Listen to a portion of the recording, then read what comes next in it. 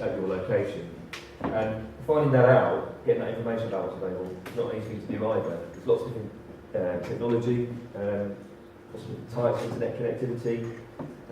You know, what's available in one exchange is different to what's available at another. And you know, how you going to find that information out? Well, this is where Bluecube can help. I'm going to talk to you now about business connectivity options, and without going into the minute detail about speeds and SLAs, it's going to give you an overview really. Back in the days when dial-up was all we had, broadband came along and it revolutionised our lives, but now it seems a bit tired, a bit slow. One of the main problems with broadband, copper-based broadband, is that you might get a good downstream speed, but you're going to get a very poor upstream speed because it's limited in that way. So I'd suggest that a company's probably not going to be best accessing cloud-based services over broadband because of that upstream problem. You need good two-way connectivity. AnnexSend is a broadband-based service, inexpensive, and it takes a bit of your downstream away and gives it to your upstream to be more upstream speed. But again, it's still limited to about 2 mega at the most. So if you're a fairly large organisation accessing the cloud, it's not going to be right. Fibre broadband is really changing the game for small and medium-sized companies now, because fibre broadband is so much faster than traditional copper broadband. If you're lucky enough to be next to the cabinet that's fibre live, then you can get up to 80 downstream speeds and 20 mega available to you. Fibre to the cabinet is exactly that. So it's fibre optic as far as the cabinet, and it runs over copper into your building. So if you're a long way from the nearest green cabinet, you're going to lose a lot of the speed you get from fibre optic over that last leg of the journey on copper. So it's all down to how near you are to the nearest cabinet, and we can tell you from a postcode, what speed to expect, and it's quite accurate as well. Bonded DSL is another broadband-based service. It's quite literally taking broadband and tiling it by 2, 3 or 4, so you can double, treble or quadruple your speeds. But if what you've got already is not a lot, tiling it by 4 is still not a lot. So 0.5 is your average upstream speed of broadband.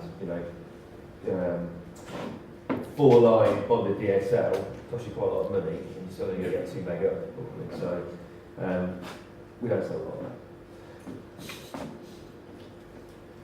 So the main problem with all of these services together is that they're what we call contented services. Now, some of you may know what contention is, but I'll have to explain it briefly. If you use any of these services, you're competing for bandwidth on your local network. So everybody on the same exchange as you is competing for the bandwidth that's available. And you might find that using any of these services that, at different times of the day, you're getting different speeds. You could be sitting quite happily running at, 20 meg down and 5 meg up on fibre, but then kids all come home from school, they turn on the PlayStations and their Xboxes, and your business slows down, and you're sat there pulling your hair out, not knowing what to do. So they're probably not right for a cloud-based environment, and there are other services out there that can give you some guarantees, which is what businesses need. So these services, I'm going to talk you through one at a time. I've tried to steer away from acronyms, there are a lot in my world, believe me.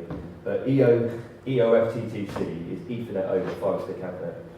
It's basically fibre broadband, which is a contented service, but it gives you some guarantees in the middle. So you get a guaranteed minimum bandwidth, and which is about 15 meg. So you get burstable speeds of up to 80 down, 20 up, but you get a guaranteed 15 in the middle. You also have an SLA on it as well, so if you lose your internet connectivity for more than 5, maybe 6 hours, whatever it is now, then you get a penalty payment from the network, so they're quick to jump on faults in this type of service. And it's fairly inexpensive. It's a jump up from broadband and fibre broadband, but it's not the same as the lease line, which we'll come to. EFM, you may or may not have heard of EFM. It's Ethernet First Mile. It's a copper-based product which is similar to a lease line. It gives you a guaranteed symmetric bandwidth, and it's less expensive again than a lease line, but you are limited to speed by how far away from the exchange you are. So you have to be within, I think, 5 kilometres of the exchange to have it at all. And the further away you are, the less speed you can get. So you can bond together 2 copper pairs to get to 10 meg each way, and 4 copper pairs to get 20 meg each way. But we've got customers using 4 pair EFM, only getting sort of 5 down because it's such a long way from the exchange.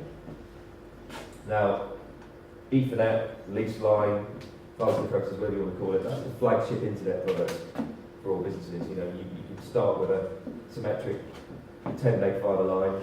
You can go up to 100 gig each way, I think. Yeah, I guess it's 100 gig each way, it's a lot of money.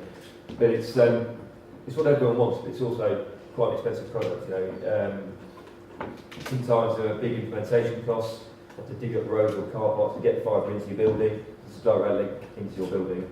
That can be expensive, and the rental price you pay is determined again by how far away from the exchange you are. So it's the best, but you know it comes with a price.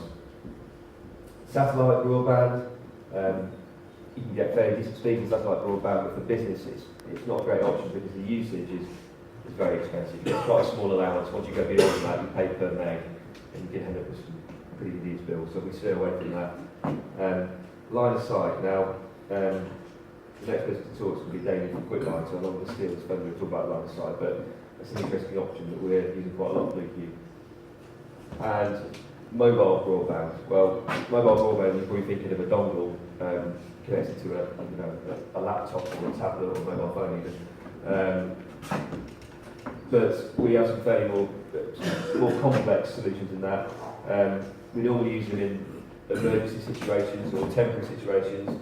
An example we've got going on at the moment actually is a customer of ours down in Essex who are moving out the building they've been in for the last 15, 20 years into a brand new purpose-built site, and it's not ready, and they've got to get out of their old building.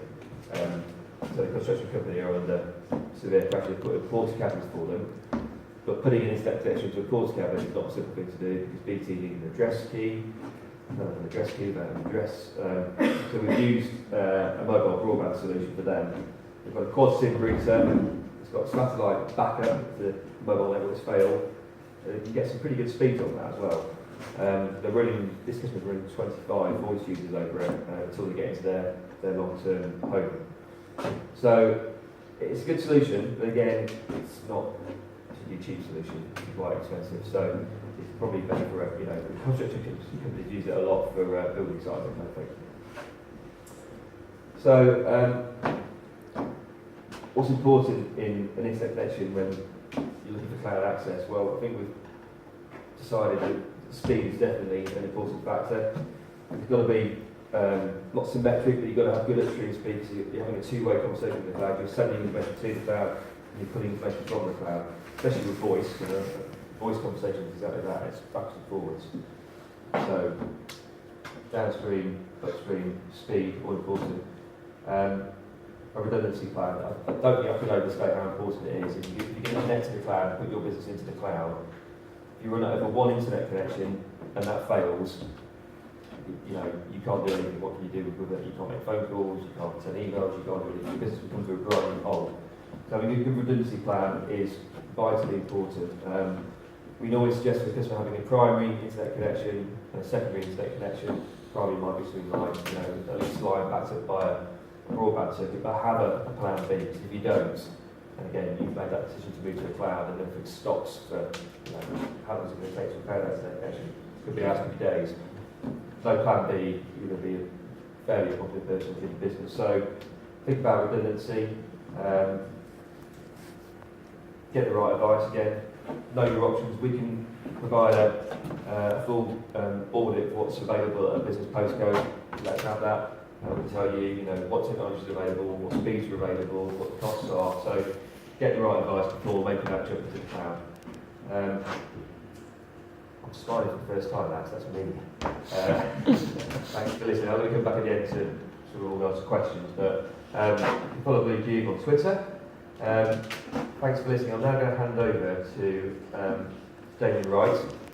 Damien is Quickline, who provide line of sight internet services. Thank you for explaining what that is, what the benefits are. Thanks very much.